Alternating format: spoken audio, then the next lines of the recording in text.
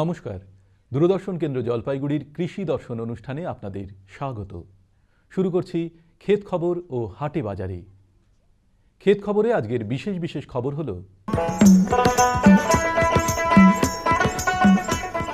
কোচবিহার ১ নম্বর ব্লকে বিজিআরইআই প্রকল্পের অধীনে বিশাল এলাকায় জিরো টিলেজ পদ্ধতিতে গম চাষ।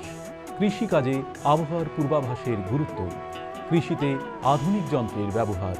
এবার আসছি বিস্তারিত খবরে।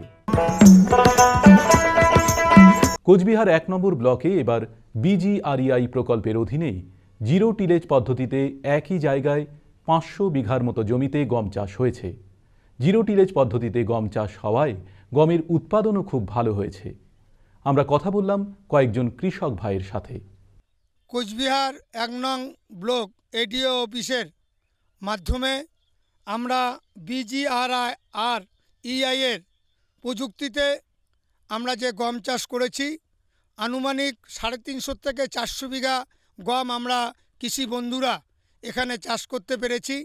এই সহযোগিতা পেয়েছি এডিও ব্লক 1 এডিওর পক্ষ থেকে আমরা সহযোগিতা পেয়েছি এবং আশেপাশে আরও কিছু আমাদের সাথে উদ্যোক্তা নিয়ে আরও ১০০ বিঘারও মতো প্রায় ৪০০রও অধিক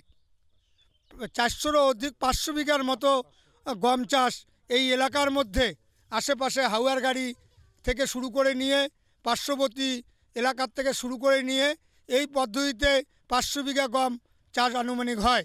সহকৃষি অধিকর্তা প্রশাসন বলরাম দাস এই সফলতার কথা আমাদের সামনে তুলে ধরলেন। কোচবিহার সদর মহকুমার আওতাভুক্ত সহকৃষি অধিকর্তা কোচবিহার ১ নম্বর ব্লকে ৫০০ হেক্টর জমিতে পূর্ব ভারতের সবুজ বিপ্লব উন্নয়ন প্রকল্পে গমের চাষ করা হয়েছে। এখানে মূলত PBW ৩৪৩ যে গমের জাত আছে, উচ্চ ফলনশীল জাত, সেই জাত দিয়ে চাষ করা হয়েছে এবং ২০০ হেক্টর জমিতে এখানে বিনা কোষণে গম চাষ করা হয়েছে। বাকি জমিতে চিরাচরিত পদ্ধতিতে যেভাবে গম চাষ করা হয় সেই পদ্ধতিতে করা হয়েছে এবং কিছু জমিতে SWI অর্থাৎ হচ্ছে সি পদ্ধতিতে গমের চাষ করা হয়েছে ১০ থেকে ১৫ হেক্টর জমিতে, ওটাতে আরও ফলন বেশি। এইভাবে যদি যেভাবে আমরা গমের চাষে এগিয়ে চাষি ভাইরা আসছে, ভবিষ্যতে দেখা যাবে যে আরও গমের এলাকা বাড়বে।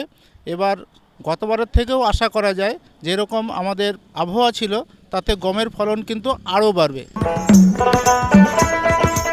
এবার আসছি পরবর্তী খবরে। কৃষিকাজে আবহাওয়ার পূর্বাভাসের ভূমিকা অপরিসীম। কৃষক ভাই বোনেরা যদি সঠিক সময়ে আবহাওয়ার পূর্বাভাস সম্পর্কে জানতে পারে তবে চাষবাসের ক্ষেত্রে বেশি লাভের মুখ দেখতে পারে। অনেক সময় আবহাওয়ার খামখেয়ালিপনার জন্য কৃষক ভাই বোনেদের প্রচুর ক্ষতির সম্মুখীন হতে হয়। এ সম্পর্কে আমরা কথা বললাম উত্তর দিনাজপুর কৃষি বিজ্ঞান কেন্দ্র চোপড়ার কৃষি বিশেষজ্ঞদের সাথে। বর্তমান যুগে আপনারা নিশ্চয়ই দেখেছেন, লক্ষ্য করেছেন যে আবহাওয়ার পরিবর্তন সারা বিশ্ব জুড়ে রয়েছে। তার প্রভাব থেকে কিন্তু আমাদের দেশ, আমাদের রাজ্য, আমাদের জেলা বা ছোট ছোট গ্রামের কোনো কৃষক ভাইরাও পার পাননি এবং তার ভিত্তিতে দেখতে পাচ্ছেন যে অসময়ে বৃষ্টি হচ্ছে, কখনো অসময়ে খরা হচ্ছে, কখনো দেখতে পাচ্ছেন রোগ ব্যাধি প্রচণ্ড পরিমাণে বেড়ে যাচ্ছে, হিউমিডিটি বা আর্দ্রতা বেড়ে যাচ্ছে এবং কিছুদিনের মধ্যে দেখতে পাচ্ছেন হঠাৎ করে বৃষ্টি হয়ে গেল, কোনো জায়গায় ল্যান্ডস্লাইড হয়ে যাচ্ছে। এই জিনিসগুলো কিন্তু হতেই থাকছে। এবার এর ওপর ভিত্তি করে আগাম সতর্কতা বা আগাম চাষবাসের জন্য কী করণীয় সেটা কিন্তু খুব গুরুত্বপূর্ণ একজন চাষি ভাইয়ের ক্ষেত্রে। এক্ষেত্রে আমরা উত্তরবঙ্গ কৃষি বিশ্ববিদ্যালয়ের তরফ থেকে প্রত্যেক সপ্তাহের একটা আবহাওয়া কীরকম থাকবে আগামী এক সপ্তাহে ওয়েদার বুলেটিন, এটা আমরা সাপ্লাই করি।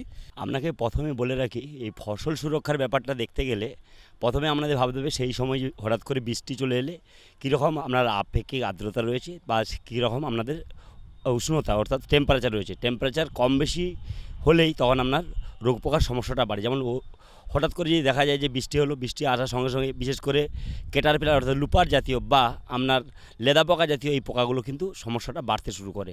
আবার উল্টো দিকে যেমন আমরা যদি মাইট বা মাকড় জাতীয় এই সমস্যাটা কিন্তু বৃষ্টি হলেই সমস্যাটা কমে। কিন্তু আবার যদি দেখা যায় যে অনেকদিন দীর্ঘদিন ধরে গরম রয়েছে, বৃষ্টি হচ্ছে না, তখন কিন্তু চা বাগান বা আপনার ভেন্ডি বা বেগুন এই সব জাতীয় ফসলে কিন্তু মাকড়ের সমস্যাটা বাড়তে থাকে।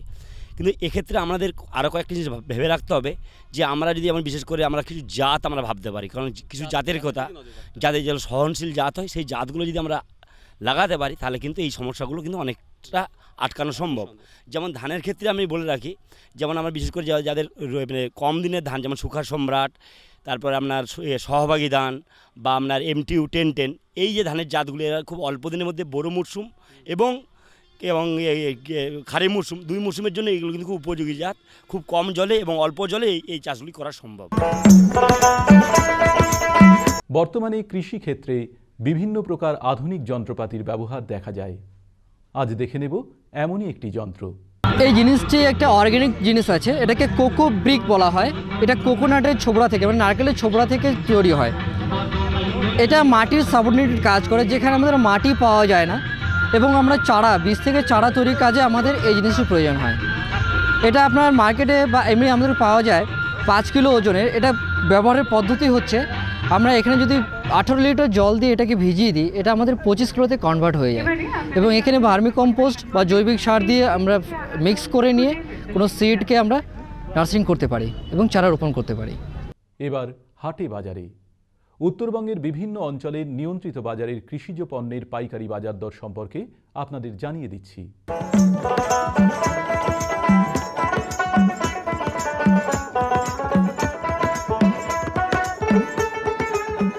হলদিবাড়ি নিয়ন্ত্রিত বাজারের বাজার দর: বেগুন 500 টাকা থেকে 700 টাকা প্রতি কুইন্টাল, বাঁধাকপি 300 টাকা থেকে 400 টাকা প্রতি কুইন্টাল, ফুলকপি 600 টাকা থেকে 800 টাকা প্রতি কুইন্টাল, কাঁচা লঙ্কা 1800 টাকা থেকে 1900 টাকা প্রতি কুইন্টাল, পাট 3100 টাকা থেকে 3300 টাকা প্রতি কুইন্টাল, আলু 300 টাকা থেকে 400 টাকা প্রতি কুইন্টাল, চাল 2500 টাকা থেকে 2700 টাকা প্রতি কুইন্টাল, টমেটো 300 টাকা থেকে 400 টাকা প্রতি কুইন্টাল।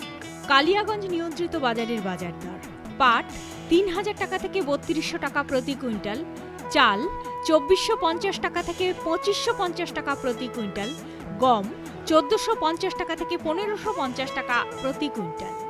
ইসলামপুর নিয়ন্ত্রিত বাজারের বাজার দর: পাট 3350 টাকা থেকে 3450 টাকা প্রতি কুইন্টাল, আলু 375 টাকা থেকে 425 টাকা প্রতি কুইন্টাল, চাল 2100 টাকা থেকে 2200 টাকা প্রতি কুইন্টাল।